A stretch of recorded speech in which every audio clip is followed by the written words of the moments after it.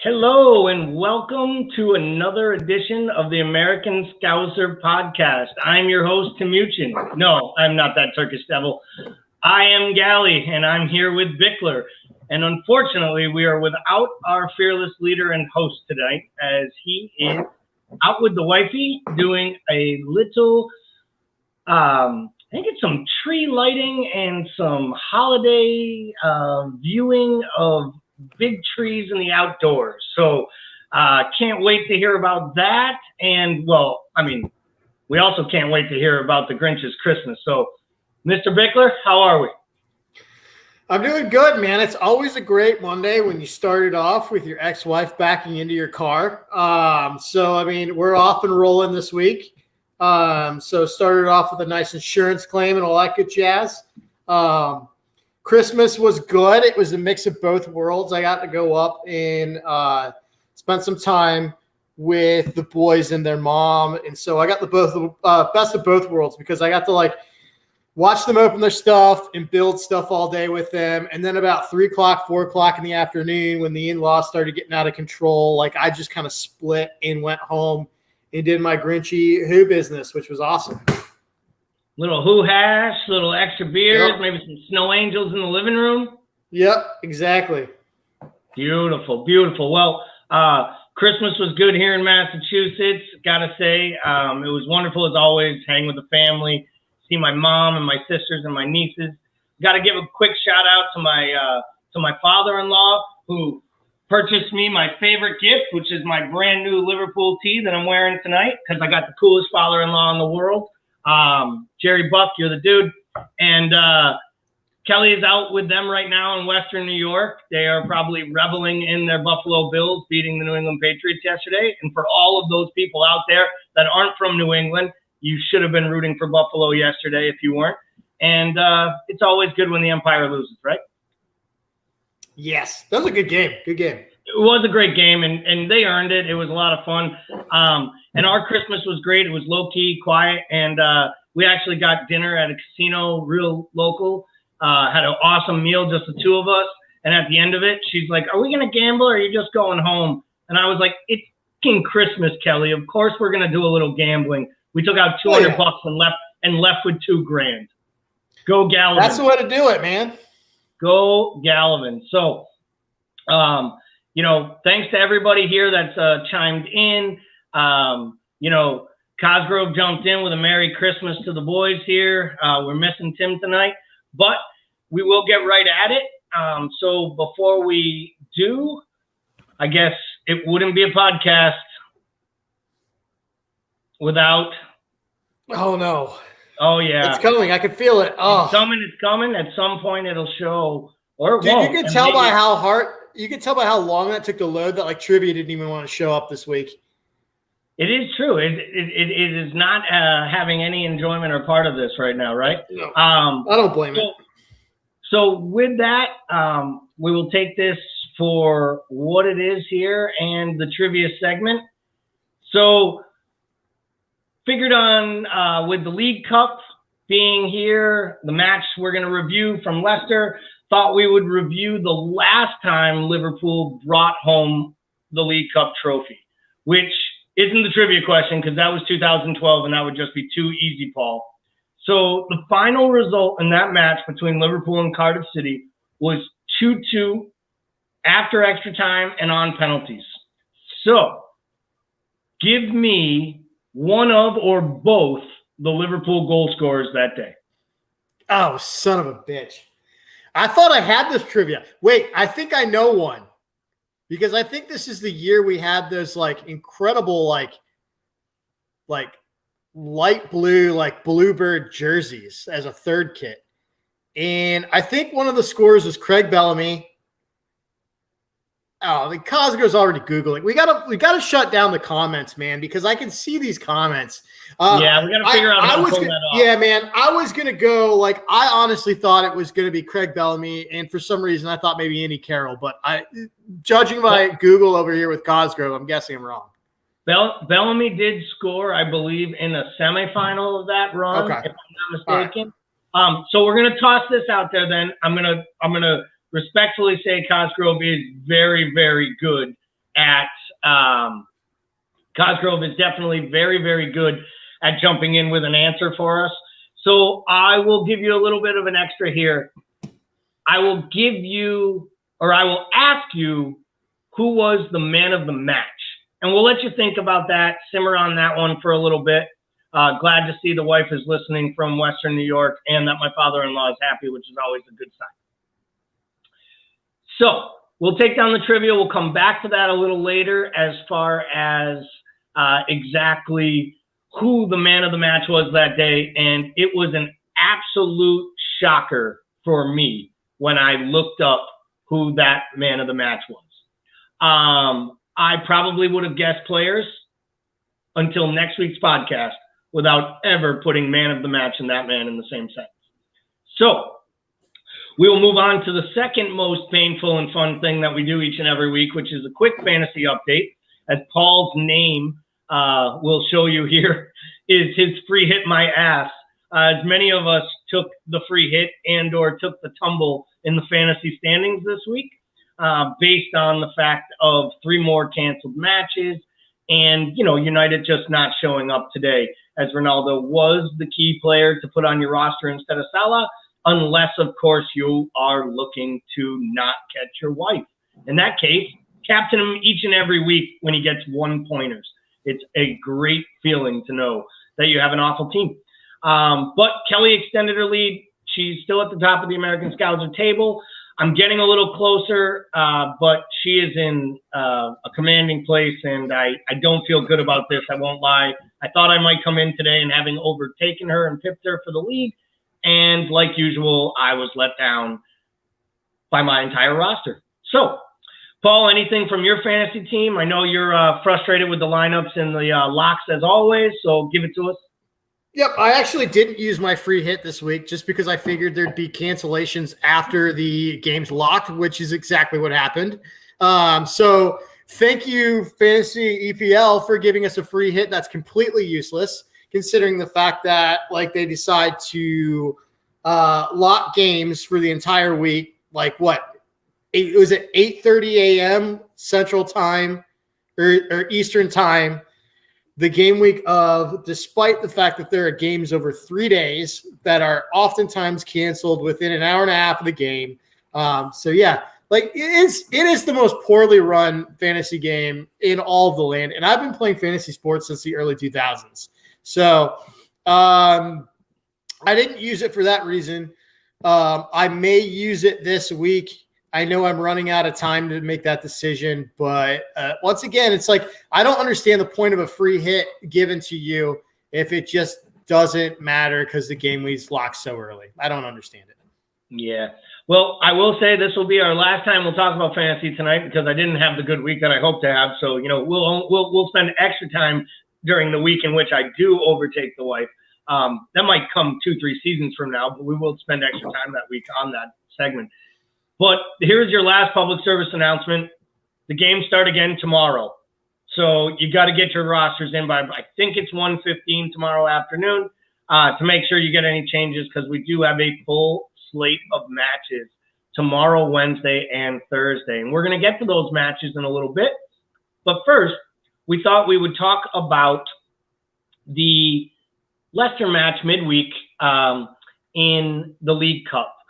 So to start here, I think we were all a little surprised when the lineup came out and we saw that, Jurgen really rotated. And I know that it was mine and Paul's opinions that we wouldn't see this much rotation.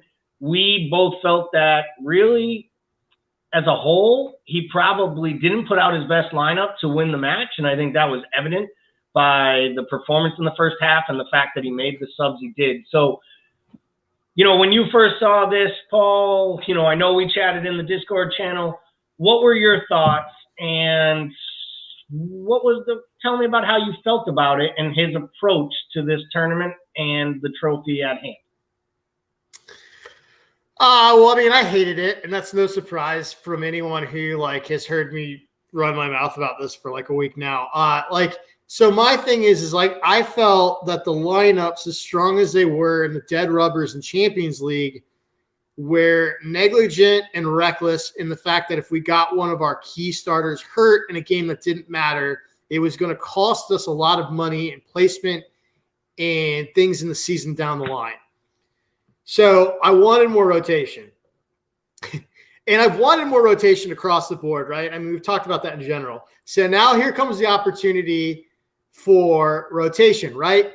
No, because for me, we're in the quarterfinals of a domestic cup. And I know people call this like a Mickey Mouse Cup. I don't buy that shit. I know that like over the course of like the season, we have a lot to go for. But I think with this team, it's historically good. And I think it deserves and it's good enough to win across multiple fronts. So I expected in the quarterfinals of a domestic cup to see a much stronger lineup than this. To me, this is a preseason lineup. And Leicester is got their fair share of injuries, but they really have one thing to play for right now, and that's for these domestic cups. So I expected them to come out with a somewhat strong lineup.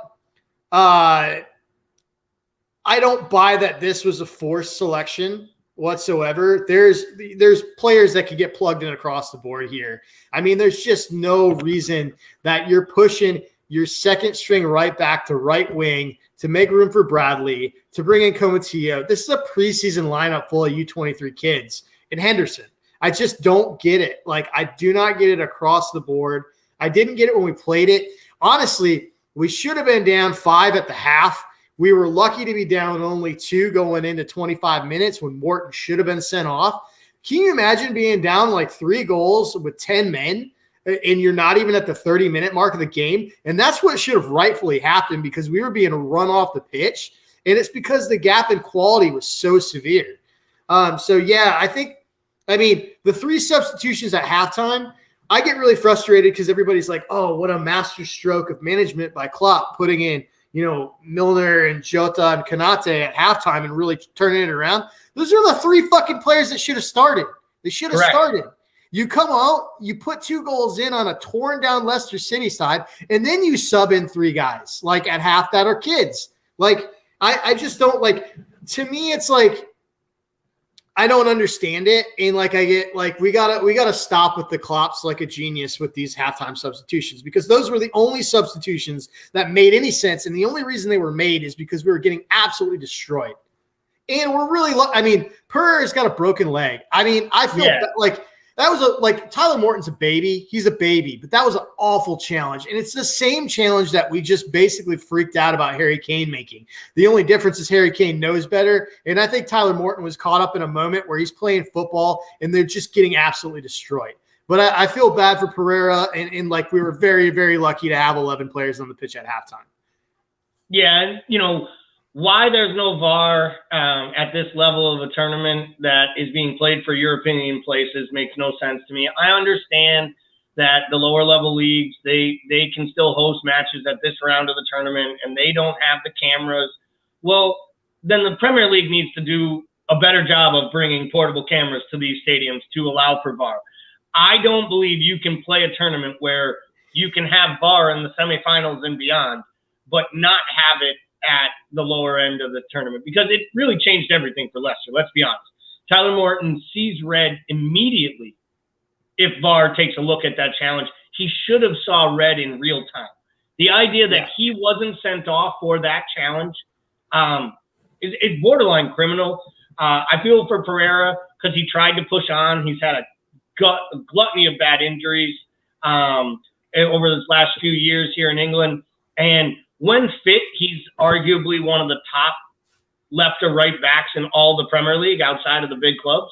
I honestly believe he could play at the big clubs. He has the skills and the talent, and I feel like he's never had an opportunity to show it. And when he does get a straight run of health, it's great for him. And, he tried to push on, and I think that's what caused the hairline fracture.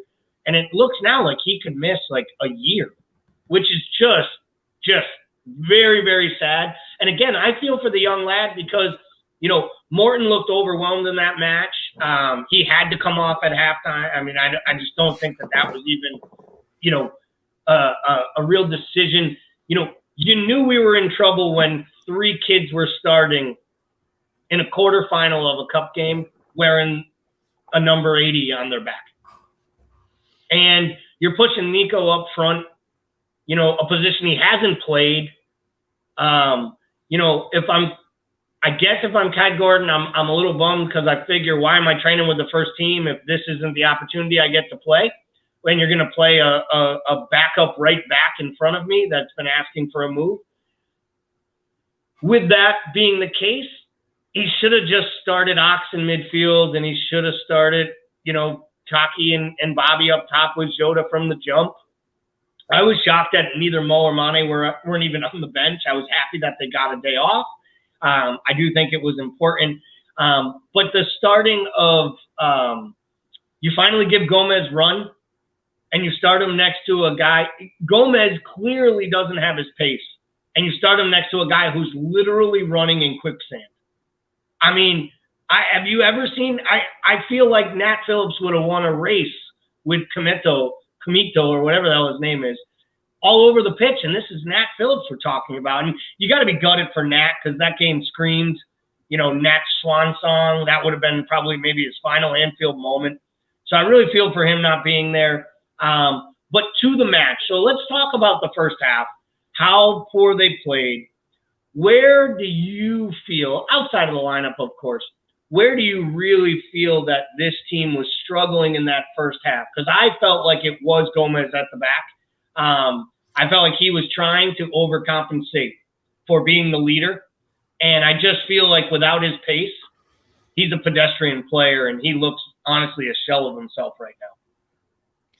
Yeah, so here's the thing about Gomez, right? We know that he's been the longest to sort of rehabilitate post-surgery, and Klopp's been very open about that he was the one that is sort of the slowest to come back, right?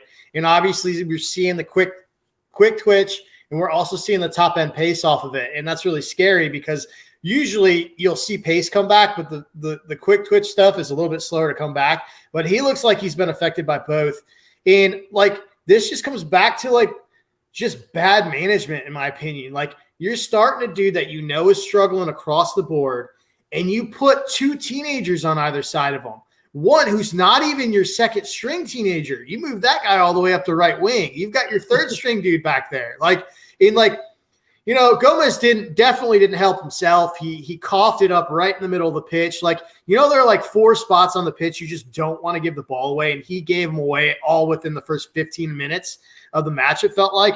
And then I don't know how many times. It must have been, I kid you, probably 5 or 6 within the first 15, 20 minutes where all Madison and Telemans and that midfield did was just split the center backs. They just threaded the ball straight up through Gomez and Billy, consistently, and neither one of them had the pace to catch Daka, and Daka was just basically chipping it over to an open Vardy for both goals to open the match. And I mean, it was just, we got exactly what we deserved in the first 30 minutes of that game, when we really honestly did not deserve to come away from that game with anything, certainly not going into the semis.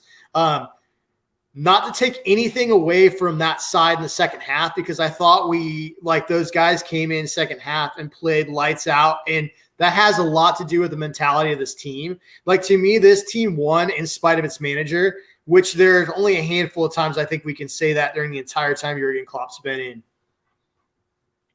And it's a great point. And, sometimes we get critical because we're doing this podcast every week and we talk about, how we feel that they should set up, what we believe they should be doing.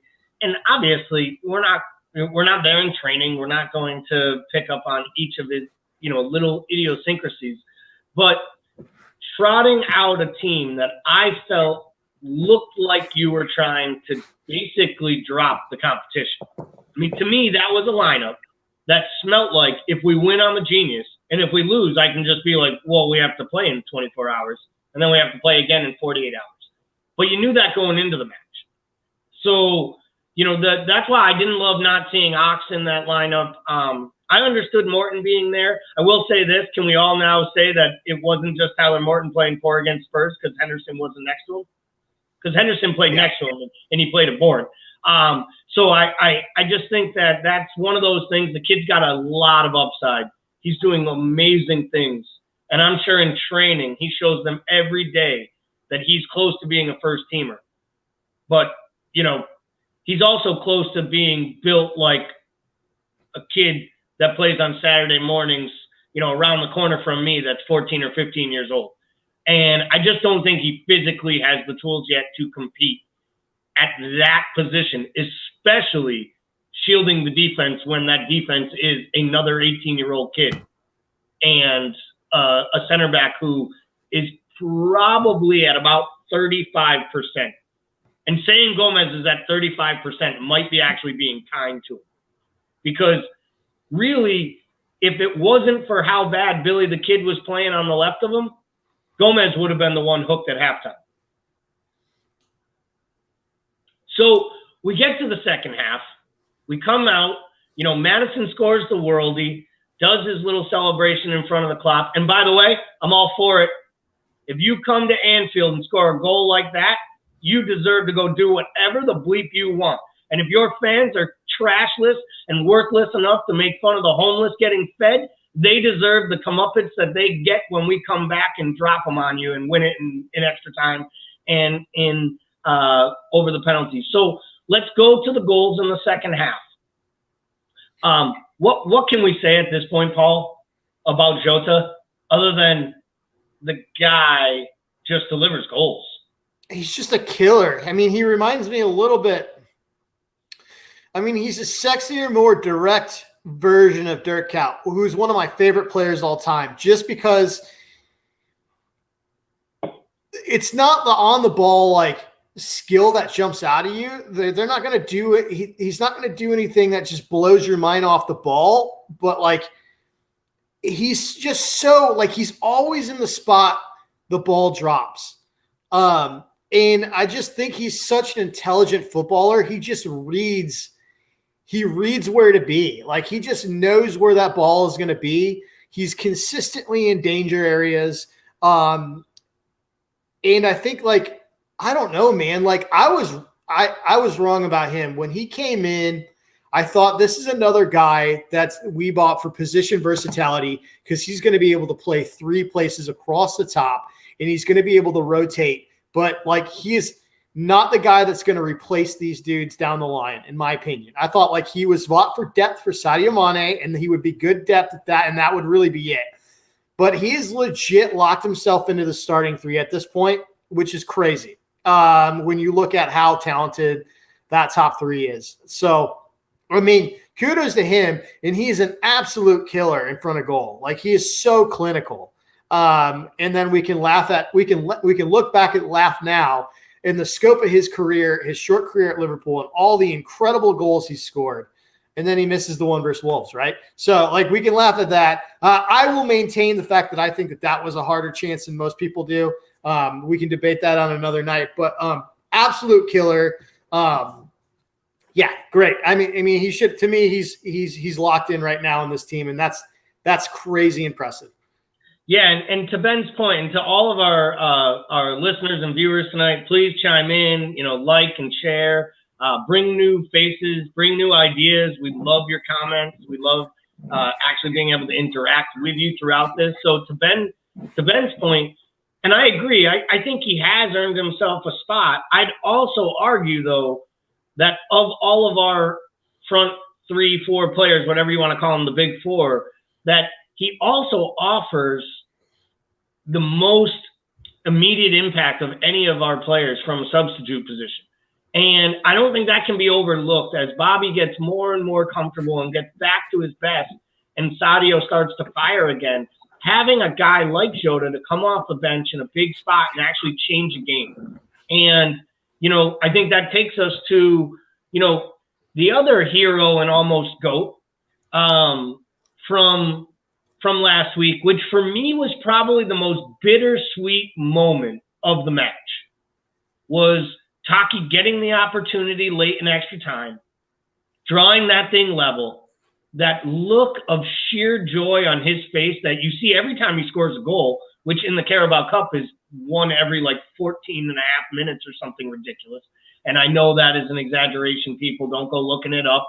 He's got 6 goals and a lot more than 76 minutes. But he is doing his job when given an opportunity. And for him to get that goal in extra time, celebrate with his teammates, and I was just so ready for him to slot in that penalty and be the hero and be the guy. And when that ball went off the crossbar, I looked at 2 non-footy fans next to me, and I literally was like, it couldn't have happened to a worse guy. And one of the guys is like, why? What's going to happen? This isn't like, he just scored the goal that tied it. I was like, but for whatever reason, he's so polarized right now that the fan base is like split on him, where half of them feel like he's their little brother and they need to root for him to success. And the other half feels like, I told you this guy was a failure when he showed up for $7.5 million from Salzburg and he's never been good enough. So what was your take on him taking the penalty order? I mean, I still have a hard time that Jota isn't in the top 5 penalty takers for the team. That to me seemed a little bit odd. Yeah, that's a weird one. I don't usually get into like penalty order stuff just because I think there's so many moving parts. I mean, I was happy to call out England because that situation was ridiculous in the Euros when you had all your veteran players basically duck the PKs. I don't think that happened here. Yeah, I was surprised to see Jota not come top 5 on that. Absolutely heartbreaking for Taki, in my opinion. Like, I was so man, dude, that hit me right in the gut just because, like, I mean, it reminded me, not that this has ever happened to me, but like if you've ever walked into a class on a Wednesday and found out there's a test that you thought was on Friday, that's what Taki looked like, because it just looked like the moment was too big for him. Like, there's just certain situations in sports where a moment just looks bigger than the player can handle. And like when he stepped up, he just kind of had that look like the moment was too big. And so, yeah, I was absolutely – I was – go ahead. I would say you referenced it. I'm sorry to cut you off. You referenced it as a perfect example. I knew there was zero chance that Saka was making that penalty for England as he stepped up, knowing that this continuation was on his foot. He never once looked like that ball was going in. And the idea that, and Sancho too, for that matter, to be honest, and the fact they were put on there as late as they were and set up as teenagers to go basically reap and take all the hit for a country of people waiting for it to come home. You know, it's not home because it didn't start there. But, you know, it screamed a naive approach, and I almost felt like that was the situation with Taki. I bet if you send Jota up there and he kicks it off the crossbar and Taki gets to step up knowing, hey, I'm going 6 now, and maybe he may slap that in. It was almost like he knew it was his moment. And he was thinking about the moment before it even occurred. I think there's 2 sides of that coin, right? Though, like, because if like Taki sets up and he nails it and he's the actual hero where he gets the game winner, then gets the penalty, what does that do for his confidence? Where does he kick on? You know, like that could have been the moment that really kind of pushed him over the edge and sort of transformed him into a different player for at least a temporary period of time based on form. So, I mean, it's tough to say, but yeah, when you walked up, you just didn't feel good about it. And it was really like, I think we kind of all on Discord were like in agreement in the fact that it was just as happy, as awesome as that moment was for Diogo to go in and just get it and just give one to the fans. Your heart broke for Taki because, you know, that was his moment. And honestly, he's had some big goals for this club. I mean, people act like he just doesn't do enough. He gets pushed around physically on the pitch. The fact of the matter is his goals per minute stats are great. When he's out there, he's scoring goals. And so, like, you just felt like this was his moment really to be fully embraced by the entire fan base and appreciated in a way he really deserves. And it felt like he had that moment stolen. I'd agree with that. And I'm excited to see what will happen in this next month because I do think he's going to get a lot of run. I expect him to probably start both of the ties against Arsenal in the semifinal. And I think a side like Arsenal playing a little bit you know, they need to really worry about the Premier League. They need to finish in the top 4. They may rotate a little bit. They're down a few players in the African Cup of Nations as well. So I could see Taki really thriving against an open Arsenal team in those League Cup semifinals. And I hope he plays well enough to earn himself a chance to play at Wembley. I know we'll go with our most, best 11, but I think if you're the leading goal scorer in a competition, you can argue for at least a spot as a substitute in a final if you lead the entire competition in goals scored. So Arsenal is the draw, Chelsea Spurs. I really feel like we have to go try to win this thing. I feel like this is our trophy to win at this point. But obviously we'll move on. We'll move on to the Premier League, where we were one of the unfortunate 6 sides this weekend to not have a fixture on Boxing Day. I can't lie. I had a little work to do in the morning that morning, so I wasn't all that upset that we weren't screaming at the TV and I wasn't pounding down Miller Lights at 7:30. But we take our day off, the COVID outbreak from Leeds. We prepare for the Leicester match.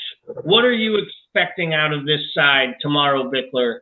And how many of the Thiago, Fabinho, Virgil, of those 3, how many of those do you expect tomorrow in the starting lineup?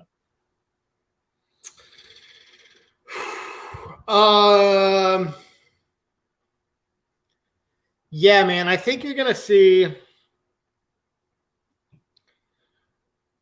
I don't know, man. I think we could see like a Milner situation, like a Milner-Henderson midfield, which we all hate for obvious reasons because it's just like for like, and it tends to be rather boring, but like industrious, which is what's needed. I think we're going to play it safe with some of these guys like Thiago and Fabinho. I think we're going to play it a little bit safe. I think ideally what you'd want is to have some of these guys come in and get 30 minutes before Chelsea just to get some match sharpness, right? But you look at Leicester and you look at the fact that it's coming right before the Chelsea match, which is a huge – it just has big implications on the title run. Obviously – I mean, that's just my feeling. I don't know anymore, man, because like Klopp seems to rotate when I don't want him to, and I don't think we need to. And then he tends to I really don't know. But I think that you're going to see sort of a mix in general. I think it's going to be a fairly strong back line. And I think you're going to see a mixed midfield. And I think you'll see some rotation through the front line too. I don't really know who, but I think you'll see some because the bottom line is that Leicester is down 6 defenders.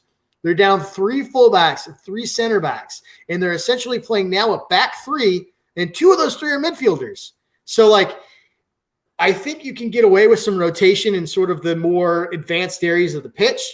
I still want to see it strong enough that we're banging in goals on them. But I think you can get away with it. I mean, they're decimated across the back. So it would be really disappointing not to go and score goals and get 3 points. So are you thinking that you see some type of rotation along the lines of like a Mane or a Mo getting a rest from the jump? Or do you think with only 2 games and then them leaving for AFCON, maybe this is where both Jota and Bobby even sit from the start, knowing they're going to be playing so much down the stretch over the next, 30, 45 days? Yeah, for some reason, I think Mo's going to play. I could see like a Jota, Firmino, Mo lineup. Okay. I would also not be surprised if you saw. I don't know where Origi is with his fitness, but I could see like Origi or Taki even taking that left advanced position. And then seeing Sadio Mane come in for 30, 35. That makes sense to me.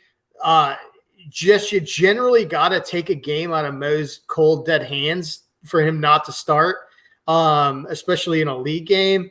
So I think he probably starts, but hopefully gets an early hook. But yeah, I wish I had a better answer. I really don't know. But I think I would be very surprised to see like Jota, Mo, and Mane all in the same 3 starting with Chelsea on the horizon. Yeah, I was thinking the same way with it is 4 or 5 days. turnaround before the Chelsea match, but that's an enormously important game.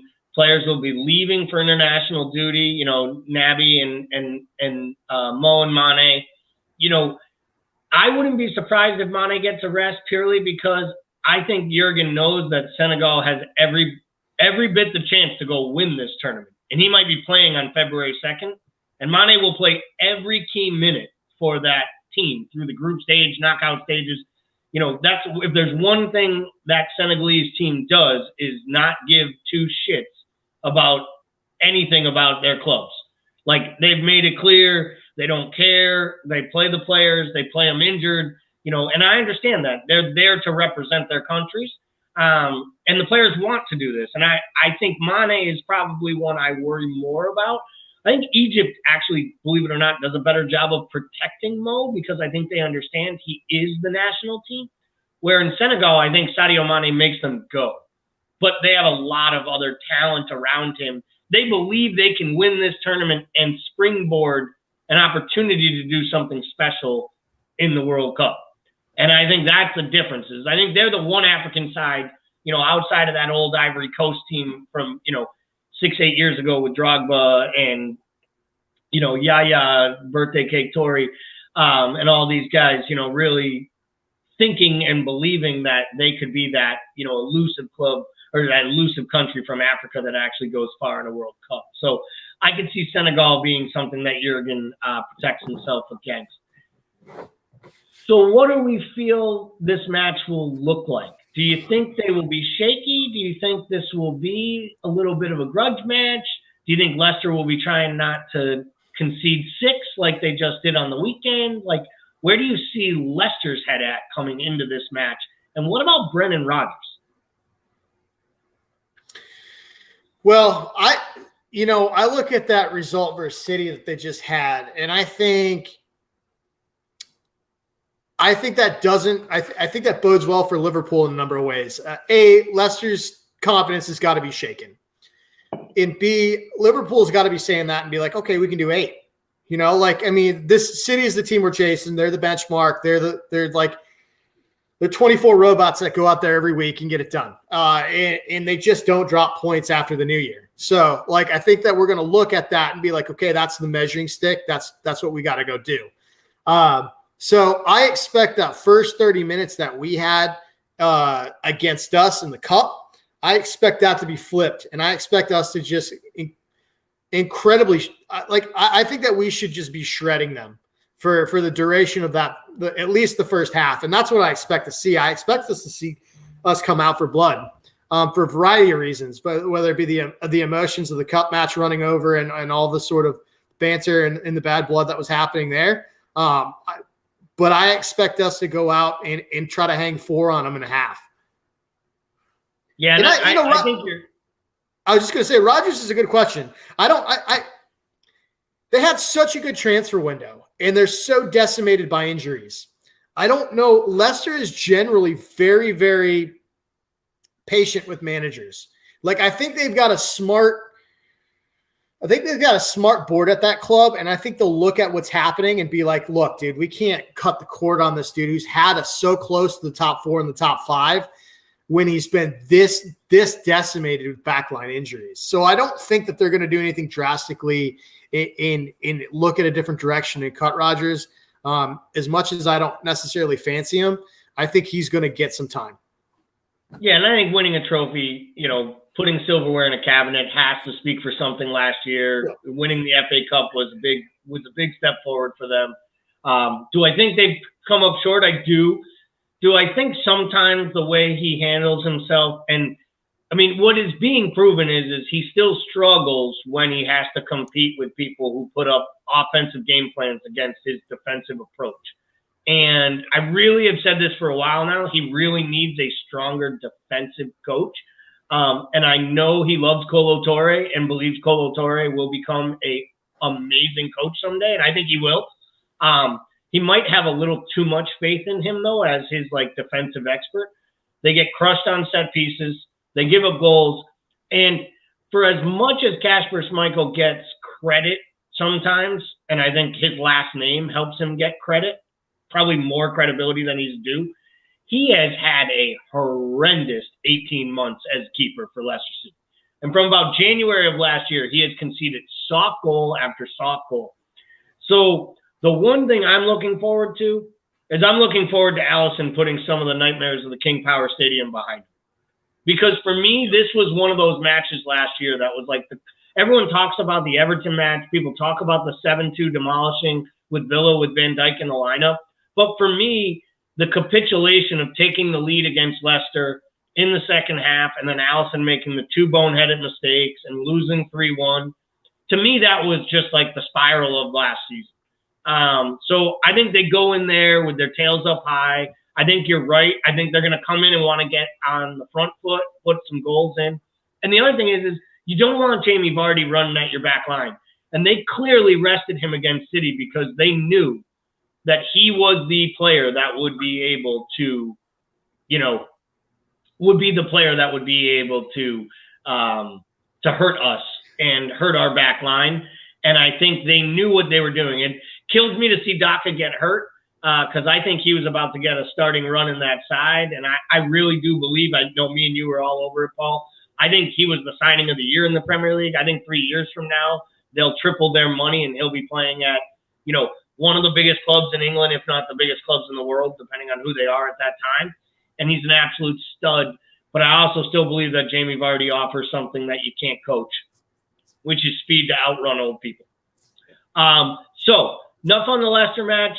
I think we're going to transition over to the Chelsea match in a moment. But before we get there, real quick, couple minutes, what was your take on the festive fixtures, the Boxing Day matches that we saw across the league and as a whole? And where do you stand on the 5 substitute versus 3 substitute row that is happening between the likes of Jurgen Klopp and one Sean Dyche?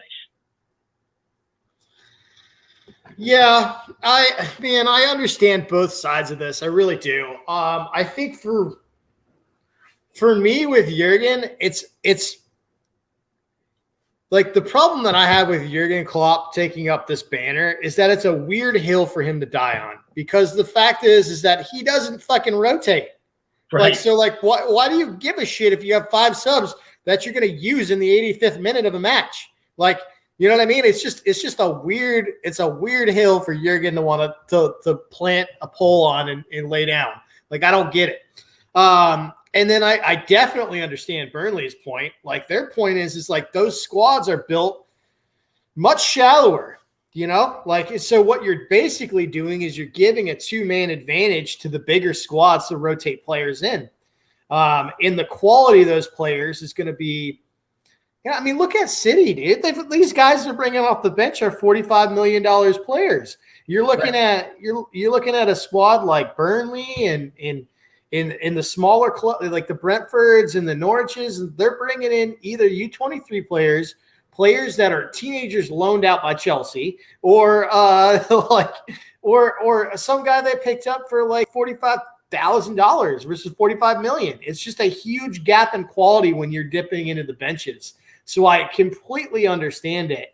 And, Jurgen's thing is that, we're one of the only major leagues in all of Europe that doesn't allow that. And I think it's a little bit different because, to me, I think there's more parity in our league.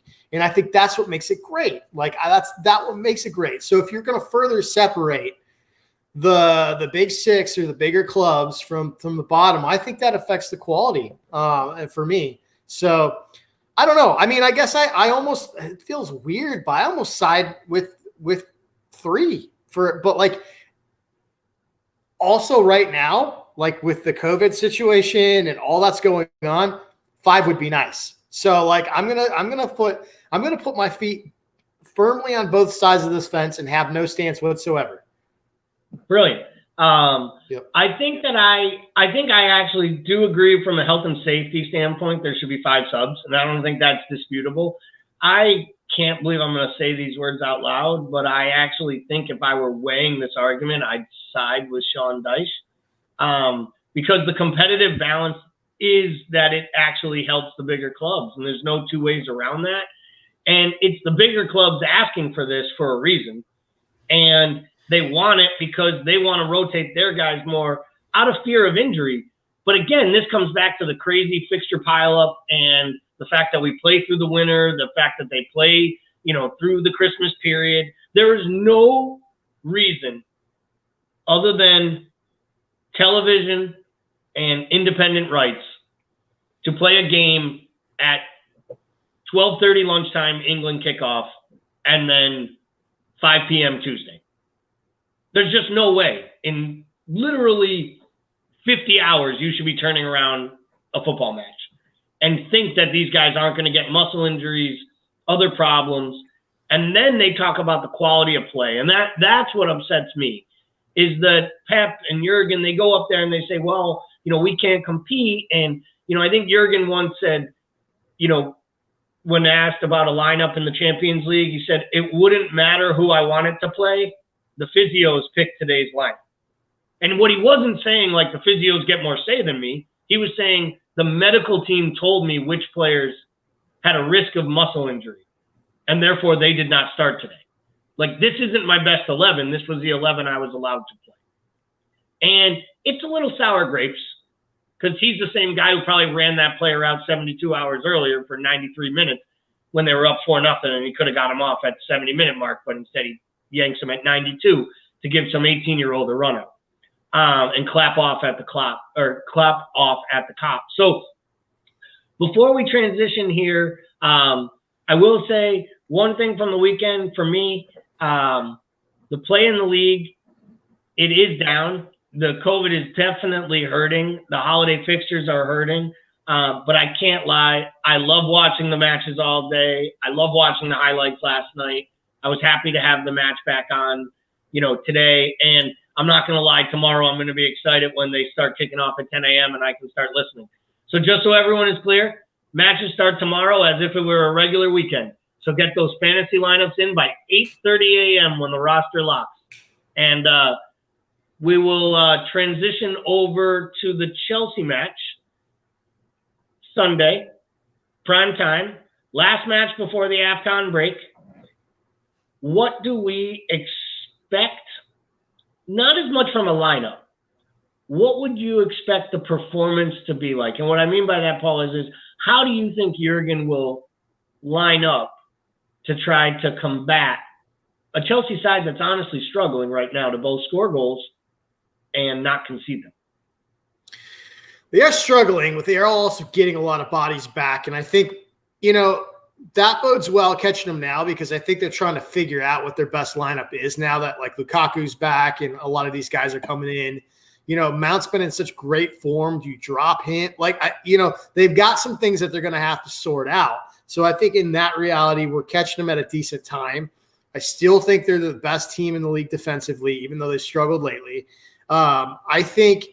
I expect it almost to be the opposite of the Leicester match, in that I expect the flow of this game to be very cagey, almost like the first leg of like a Champions League heavyweight fight, where like everybody's just kind of pinging it around, but nobody's really like trying to get in a breakthrough.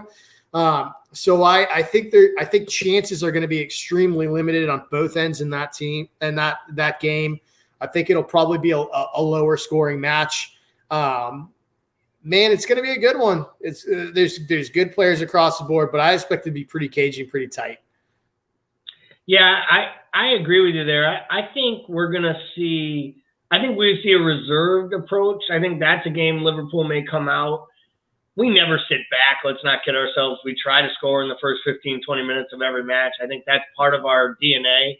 But I could see us sitting back a little bit, withstanding a little bit of the pressure. I think they're going to come out of the blocks flying, and I think that is going to be a big, big option. And I do actually – I agree with Ben here that he believes that Mo and Trent are going to absolutely target and torch Marcus Alonso. I think for all the good Marcus Alonso gives you going forward, you can definitely get at him on the left-hand side. And I think he will struggle with Mo's pace. I think the big key, we'll have to remind David here that Robo can't play in the match against Chelsea, unfortunately, due to the game being canceled on Sunday against Leeds or postponed. So we will get the Greek Scouser, which I actually think might help a little bit because I think we could do with his balls in, both from set pieces and really combating the back three of Chelsea. And I think that's one thing. I think that is a match that Bobby Firmino will start from the jump. I think his link-up play, dropping deeper, and really combating the N'Golo Kante, Jorginho pivot is going to be really key. Because I think that match is going to be won in the midfield. I think the difference is that's the match where I need to know I get a fit Fabinho, Henderson, and Thiago midfield going at him. Because I think Thiago's the ability to dictate could really nullify what Jorginho does well, which, if you ask any Chelsea fan, is basically nothing. But that's what Italy feels like too, and all he does is show up, play every minute, and win. I just find it funny. Jorginho gets banged on by every Chelsea supporter I know. They all can't stand him. Yet they've had 4 managers since he's been there, and he's the first name on the team sheet for every single one of them. So he's doing something right, at some point. I always love those guys. I think we have one, right? It was Jordan Henderson. We would just ridicule him, and every manager would show up and be like, but I just want 3 Jordan Hendersons. And if I did, what was the old argument? If you gave me 11 Jordan Hendersons, I'd never lose. Like, I think that's what Klopp said once. Like, I could have 11 of them, and I know I'd win because I'm going to get more effort out of everybody. But well, we know that Jordan Henderson's a shit center back. We saw that last year. So, well, I was going to say, right? Did we not learn? Did Brendan Rodgers not learn anything from watching us? Yeah. You're better off playing 15-year-old kids that run like Billy and frickin' cement and quicksand than you are playing midfielders at center back. Because all they do is end up injured midfielders who played center back. Yeah. Yeah. So I guess it's prediction time. Let's start with the Leicester match tomorrow. What are you anticipating from a final score? Ooh, I'll go something really weird. I'll go like 5-1. Ooh, I like it. I am going to go on the heavier side, not as heavy as 5. I say we get the clean sheet tomorrow. I'm going to go 3-0 to Liverpool. And what about for the Chelsea match, Paul? Man, I'm going to go – I'll go like 1-0. I think we'll squeak one in there. I think it's going to be a dogfight, though, and I think it's going to be – man, I'll even go as far as to say it'll be like some sort of scrappy ball in the box that falls off a set piece to Jota, who just happens to be in the right place at the right time and just puts it in far post and sticks it in. That is a brilliant take to where that could go. Ben's positive here. Ben's rolling 5-1. It looks like the Leicester match, 3-1 the Chelsea match. Dave gave us a scoreline of 4-0. I'll say for this Chelsea match, I do think they'll score. I can't do any more draws because I want to win this damn league. So I'll say Liverpool ekes it out 2-1 on the road. A Mo penalty and a goal like you're talking about. And who the heck knows? Maybe this is the Greek Scouser's first goal in a Liverpool. Could be Matip's moment, man. Could be Matip's moment. I mean, maybe the giraffe goes on a run, gets into the box, just takes Thiago down the channel and just buries one top shelf. Do you know one day he's going to slalom 80 yards up the pitch and he's going to put it in? And like, dude, I hope that I am not in public when that happens. That's it. I'll leave it at that. So we would be remiss to not get back to the whole purpose of the podcast and our trivia. So I was going to start today's trivia, Paul, by basically asking you a layup, like, what is your middle name? Because I wanted you to get trivia right. But then I was afraid you might not remember your middle name. It's fair. Or misunderstand the question, as Timuchin likes to set you up with. So, also fair.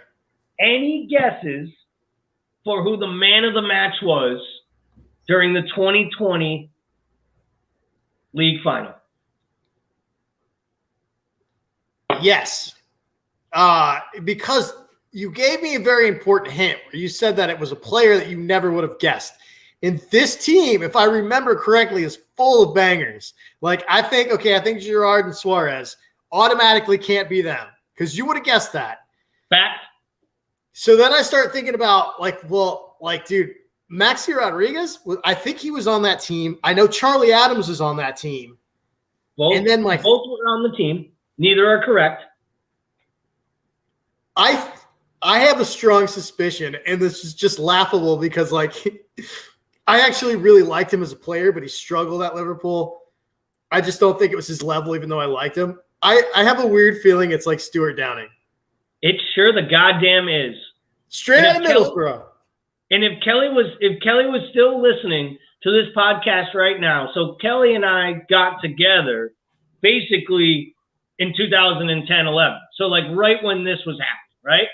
And Kelly used it, and she didn't really understand yet, and I didn't even understand the game yet. I was trying to figure it out. I was learning everything about it. And Kelly used to say, I honestly believe you don't dislike anyone more than Stuart Downing. You I liked him.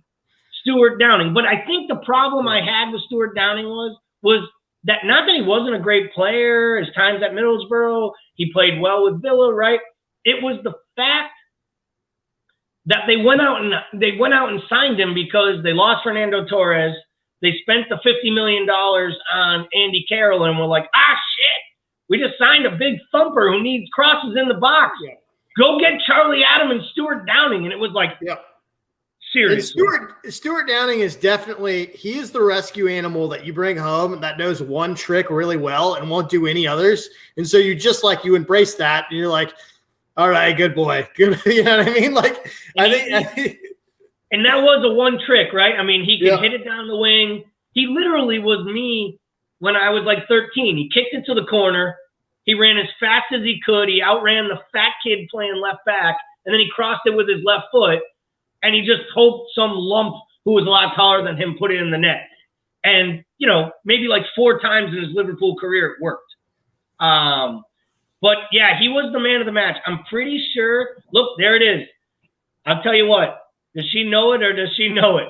That name still rings true. That's shocking. It is really shocking that he won man of the match in that because I don't remember it. I just running down the names that I could think of that would be long shots. I knew it couldn't have been Charlie Adam because if he was going to be man of the match, he would score on a free kick, right? That's crazy. I think he got both assists because I think Skirtles was a corner that he headed in, I think. And then I think he also might have scored one of the 3 penalties. Okay. Which might have helped him, which is another crazy stat, right? That they won a penalty shootout 3-2 and missed their first 2 penalties taken. Yeah, it's wild. I still have I think the only reason I remember that match lineup at all is because I have the program. So I've I've got one of those match programs, so I've looked at it. I probably haven't looked at it in years, but I'm sure I looked at it loads, after we won it. But that's wild. Nobody brings up the fact either. We played Cardiff City in their stadium because Wembley was under renovation. Yeah. So they played a home game in a league final. Yeah, it's crazy, dude. And we still found a way to. Oh yeah, and Kelly is right. I didn't even remember, dude. I'm so glad I didn't remember that. I would have totally. I think that's just PTSD. I try to block Glenn Johnson out big time. I was just gonna say, and Kelly does know if there were 2 things, it was basically Stuart Downing going forward and Glenn Johnson running backwards. And I remember someone tried to explain to me once that we had England's best right back, and my response to that was, then England needs some new right backs. And I think the problem was that Glenn Johnson was fully convinced he was Stuart Downing. You're like Glenn, you gotta go back, man. You can't just. I mean, this is I guess we had Moreno do the same thing, right? Alberto did the same thing, but yeah, it just shows. I think it just represents exactly how far this club has come in the 10 years, the 12 years since it was that we last won this thing. Man, we really do have to, I really do believe we need to get out there. We need to figure out a way to win this tournament. I think it would be nice to win a domestic cup. I know people call it, you mentioned it earlier, they call it the Mickey Mouse Cup, the Gummy Bear Cup. you know, they pick about the Moose Cup, the Caribou beer, and, you know, all this different stuff. Yeah. It's a trophy at the end of the day. It's a trophy that these guys will be able to say that they won, and nobody criticizes Pep or any of his guys for their winners' medals, and that's because they have a lot of them. And I think for Jurgen and these guys to be recognized as the great Liverpool side that they deserve to be recognized as, they need to pile up as many of these trophies as possible. And I hope we give it all against Shrewsbury. I hope we go for it in the FA Cup. I'd love to win one of these two. Obviously, I want the Prem and the Champions League as well. But I really think we need to focus on it and just keep adding to the silverware. And who knows, maybe we can add a new number to Kenny Dalglish's T-shirt. I don't know if anybody saw that. I tried finding the picture. He had basically a Liverpool shirt made of all the trophies, and it was his ugly holiday sweater basically, and it was basically the trophy cabinet with all the different numbers underneath it. And it's pretty cool that a guy like Kenny is still rocking the arrogance on social media to basically still give the double bird. And for anyone who doesn't know, it was King Kenny who was the manager that last time they won that trophy. So he was pretty proud of that afternoon in Cardiff as well. So that'll do it for us tonight. For myself, filling in the big chair here for Timuchin. We hope to get the Turkish dictator back next week, back in control, back in charge. Me and Paul will just go to be the blowhard sitting in the corners, just talking and hopefully making you guys laugh. We appreciate your likes and your shares. Thank you for tuning in. And we hope you all have a wonderful new year. And we'll be back in touch with you next Monday night. Bye, guys.